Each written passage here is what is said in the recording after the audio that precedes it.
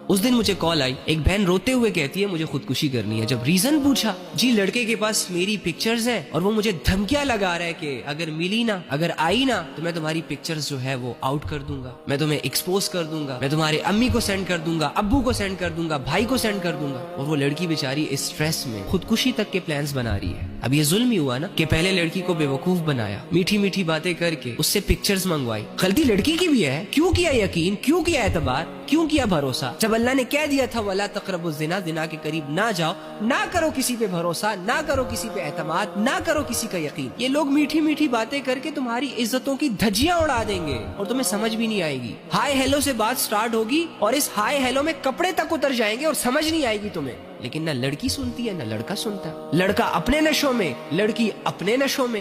फिर जब ऐसी आजमाइशें आती हैं तो इनको लटकने के ख्वाब आते हैं, हराम कामों में अपनी जिंदगी गुजार रहे होते हैं, और जब थोड़ी सी आजमाइश आती है